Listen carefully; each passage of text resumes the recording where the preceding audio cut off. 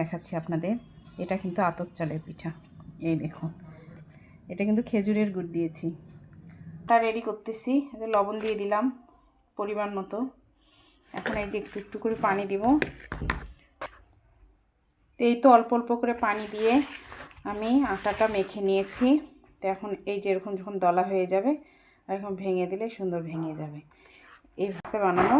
এখন এরকম একটা নেটের মধ্যে বা চালনির মধ্যে নিয়ে আটাটা টেকতে হবে।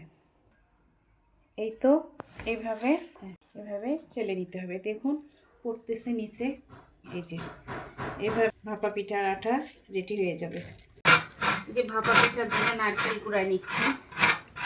এবার গুড় কেটে নিচ্ছি ভাপা পিঠা বানার জন্য। এখন এই যেটা দেব এইভাবে, এই যে গুড় দিয়ে দেব,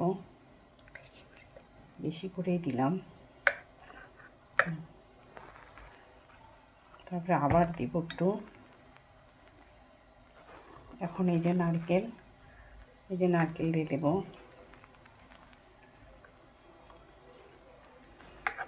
আর একটু আটা দিয়ে দেবো ওখানে।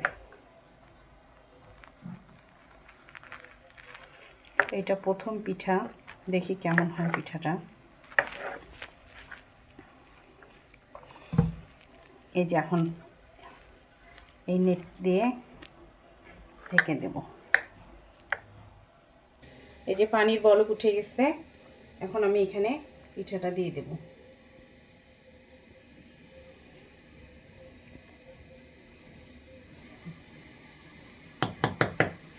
এইভাবে, এই দেখুন, বিসমিল্লাহ, কত সুন্দর পিঠাটা হয়ে গেছে। এখন ঢেকে দিব।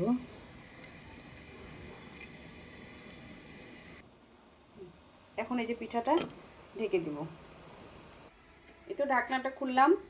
তো দেখুন বন্ধুরা, এটা প্রথম পিঠা। তো আমার পিঠাটা দেখুন হয়ে গেছে। আমি আগে ভাপা পিঠা বানাতে পারতাম। তো দেখুন বন্ধুরা, কত সুন্দর হয়েছে পিঠাটা।